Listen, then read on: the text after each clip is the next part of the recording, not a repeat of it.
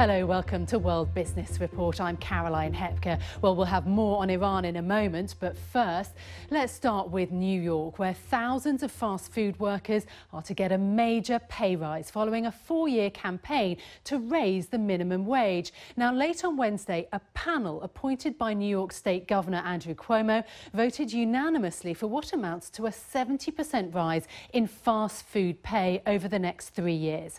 Let's take a quick look at the numbers. Fast food workers in New York will get a minimum of $15 an hour by the end of 2018. By 2021, that will be extended to the rest of the state. That compares with the current state minimum of $8.75 an hour. Now, according to the Fiscal Policy Institute, 60% of New York's fast food workers rely on some form of benefit to supplement earnings.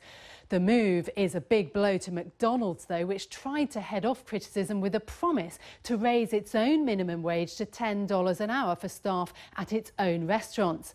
One New York-based McDonald's franchisee says it's unfair and discriminatory, though, to single out the fast food business when some healthcare and childcare workers also make less than $15 an hour. US cities, including Los Angeles, Seattle and San Francisco, have all announced big rises in the minimum wage after waves of protests by fast food workers. From New York, Samira Hussain reports now. The fast food industry is one of the largest employers of low-wage workers in the state of New York, some 200,000 people. And on Wednesday, they just got a supersized raise. It's been 4 years since the labor movement took on the fight for 15.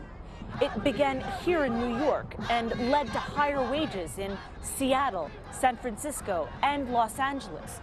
Finally, the place where it all started is reaping the benefit.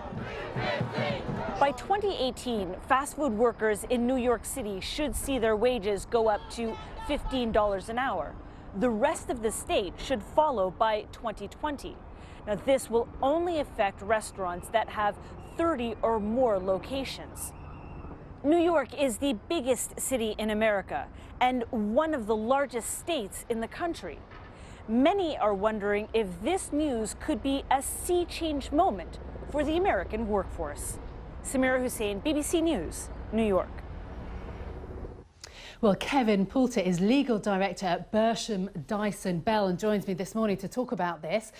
So let's kick things off because some of the restaurant owners are saying that they will consider legal action because of this increase in the minimum wage. What's the likelihood that that might succeed? Well, this isn't actually a legislative change. This is done through an order which has been introduced by a panel which was only brought about in May this year by the governor, who's looking at alternative ways to push through the minimum wage agenda in New York, which other opportunities have failed. So whether there's a legal right here to make a sort of protest is yet to be seen. What's interesting is, though, that this is specific to fast food workers, which was the intention of the board in the first place. The intention, hopefully the desire is that this will impact on other industries as and when there becomes more competition around New York, particularly New York City, obviously, where tourism is such a huge industry, and that impacts directly onto fast food.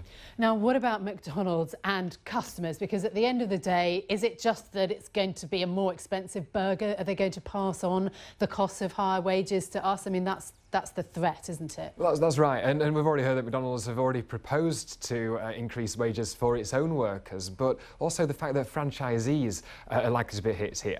McDonald's sets its costings for the foodstuffs. It doesn't necessarily set the wages because the franchisees are individually responsible. This is a change which will affect all New York, initially New York City workers, but also New York State.